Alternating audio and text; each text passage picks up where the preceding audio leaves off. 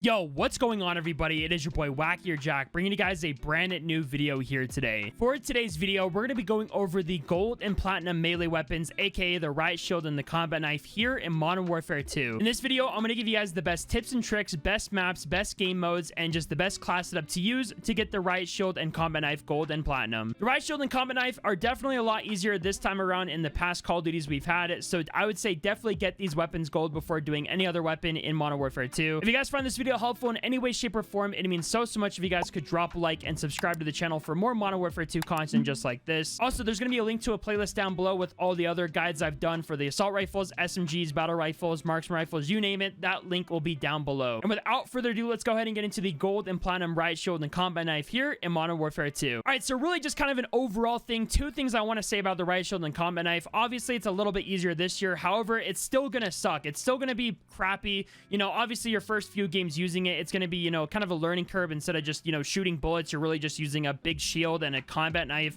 So it's going to be hard and it's going to suck. But however, if you keep using both weapons and you keep doing, you know, obviously like not the best than you normally would with like a normal weapon, you're going to get easier lobbies because of skill-based matchmaking. So when you get those easier lobbies, when you kind of feel like it is an easier lobby, that's when you can kind of go for the challenges and kind of try a little bit harder or, you know, yada yada, whatever. Yeah, it's going to suck. It's going to be horrible. I just wanted to throw that in before I just kind of get through, you know, the rest of the video. So now going over the best game modes. So for the riot shield and the combat knife, to actually start on the base camo challenge, you have to get the weapons to level 11. So from level 1 to level 10, you know, obviously you have to use the weapon. So I would recommend going into kill confirmed. If you have a double weapon XP, pop the double weapon XP, go to kill confirmed, and honestly just start, you know, getting kills that way and pick up the dog tags. And then whatever weapon you're holding out, if you pick up the dog tag, you'll get the weapon XP that way. So really, it's just the best way to level up your weapons. It'll honestly take about a couple of games. It should be no problem. Obviously, you're gonna have to try to just get as many kills as you can and pick up the dog tags and stuff. But yeah, I'd recommend doing that to level up your weapon to level 11. And then from there, just do the base camo challenge and you should be able to max out the weapon, no problem. So now you've maxed out the weapon, you're probably going for gold or platinum challenges. The best game mode I would recommend is definitely hardpoint for sure. Hardpoint is the best mode. It just has better consistent spawns. You know, obviously there's no point in playing, you know, TDM or ground war or whatever. I would honestly just stick to hardpoint for the more consistent spawns. So now going over the best maps and the maps you should be playing with for the riot shield and the combat knife to get kills or just to level it up and things like that. So Albagra Forest is a great map. Brenberg Hotel is kind of a decent map. It is a little bit more open. However, those smaller rooms, you can get kills that way, especially with the combat knife. Crown Raceway is also okay. Definitely, you know, not the greatest map. It is a smaller kind of map, but going out in the middle, you're honestly going to die instantly. So I'd recommend avoiding the middle as much as possible. El Asilo, is that how you say it? This is actually a pretty good map. If you just stay in the middle building for the most part, you'll get easy kills that way. Embassy is also not that bad of a map too. There's a lot of tight corners that you can kind of hide in and stuff like that. Farm 18, probably the best map for the combat knife and the riot shield, especially just sitting in the middle where all those, you know, again, like Embassy, the tight corners and kind of the turns and stuff and the little areas you can kind of sit in.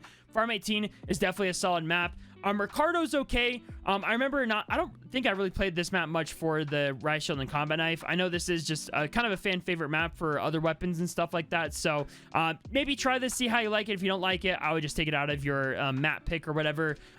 Avoid this map and avoid that map. Don't play those two. Just avoid them. You're going to save yourself a lot of a headache. Zarqua, this one right here. This one might be okay. I don't remember doing this map too much. I know there's kind of like a lot of lanes, basically. There's not really any place to kind of post up at or with your riot shield and stuff. So maybe avoid this one or try it out if you want to. But yeah, that's what I think about the maps. So yeah, basically the maps you really want to play. Fortress is good. El Asilo's good. Embassy's okay. Farm 18's probably the best map. So now going over the class setup here, and obviously the gameplay that you've been seeing in the background is kind of how I've used this class setup to get kills, especially for tracker, using the tacticals and stuff like that. So just watch the gameplay, and that's honestly how I've been getting the kills, mainly just using the tactical and stuff. But either way, primary, you want to keep your riot shield. Secondary, obviously your combat knife. Tactical, you'll want to use either a stun or a flash grenade. Probably the two of the best tacticals to use. No other reason to use like shock sticks or really anything else. Decoy grenades are awesome to use for kill confirmed if you are trying to level up your riot shield or combat knife, but I'd honestly just stick to the stun or the flash grenade. Lethal really doesn't matter. You're not going to use this to get, you know, any levels or anything. There is a myth. People think you can use the throwing knife to level up the weapon that you're holding out. That is a total myth. Don't believe that. But you can throw on a throwing knife just so you can get kills if you really need to, but really this doesn't matter here. Perk package, this is what I used in the gameplay. Double time is a great perk. You can also use battle hardened and bomb squad so you can get protected by the stuns or the, you know, the lethals or whatever. Tracker is probably the best perk. I would honestly consider this as one of the perks you use for your base perks because you can see footsteps on the ground when people are just kind of running around. So it's very helpful to walk up behind people or just to kind of track down people where they are and where the enemies are going. Bonus perk, there really isn't any good bonus perks as far as I know right now. As I'm making this video, they might add more perks in the future, who knows. But yeah, cold-blooded I think is a good perk. You get it's unseen by like tactical cameras, recon drones, and just other stuff like that. Fast hands is also great too. And then ultimate perk, I'd honestly just go with Ghost. So you're undetected by UAVs and stuff like that. So now going over the gold and platinum challenges for both the riot shield and the combat knife, because they're actually the same for each of them. Gold is going to be 2 kills without dying 10 times, and then platinum is going to be 2 kills within 10 seconds of each other. So this is really just getting almost like bloodthirsties, but it's just getting 2 kills. Honestly, this will come naturally. If you just play the game and try to get as many kills as you can throughout a match, you'll honestly probably get this within a couple of games. I know in like Modern Warfare 2019 it was a lot worse. I think it was like 3 kills without dying or like 5 kills without dying or something crazy like that. So definitely a lot easier this time around. 2 kills within 10 seconds. Really, this is just playing the game and just trying to get kills as fast as you can.